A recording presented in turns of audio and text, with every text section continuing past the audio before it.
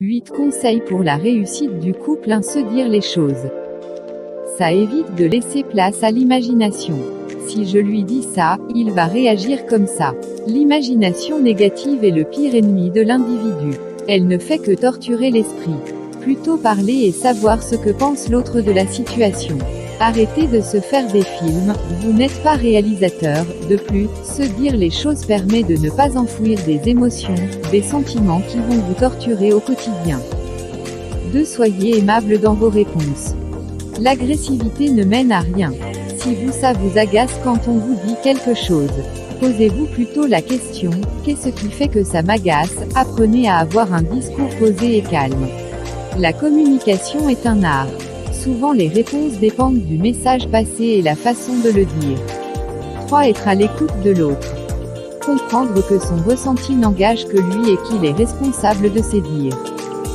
Quand l'autre parle, il faut savoir l'écouter. De plus, il est important de ne pas le prendre comme critique et accepter que ça lui appartient de vous faire part de son ressenti. Arrêtez de vous positionner comme victime. Être à l'écoute de l'autre, c'est aussi être à l'écoute de ses besoins sans vouloir imposer les vôtres qui sont différents. Votre compagnon a des besoins, je ne parle pas des primitifs. Besoin de sortir avec ses copains astérisque, ça lui fait du bien, de s'occuper de faire le jardin.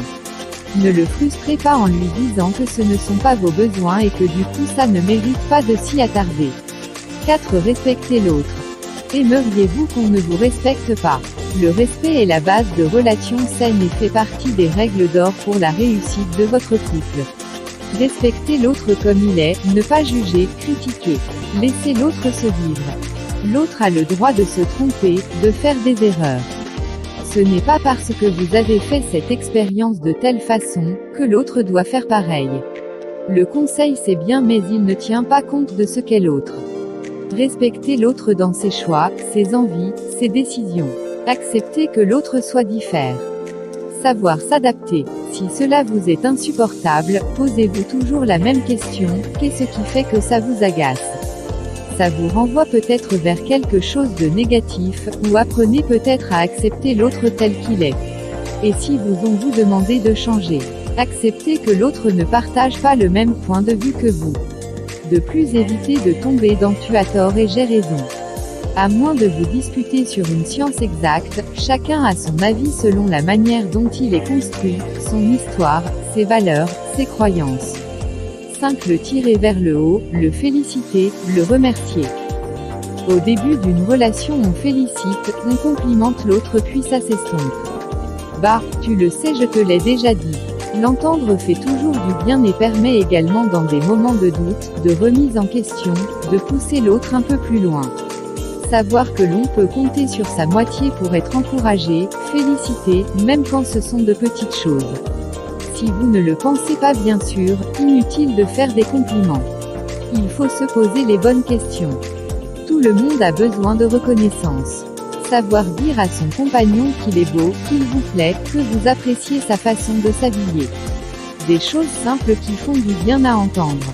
Quand on ne s'occupe pas de l'autre, il va chercher ailleurs ce qu'il n'a pas chez lui. 6. Trouver les solutions communes. Souvent les solutions conviennent à l'un mais pas à l'autre.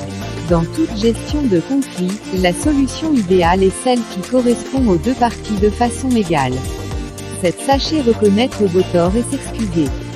Rien de pire que la mauvaise foi. 8. Savoir dire non. C'est aussi la base d'une bonne relation.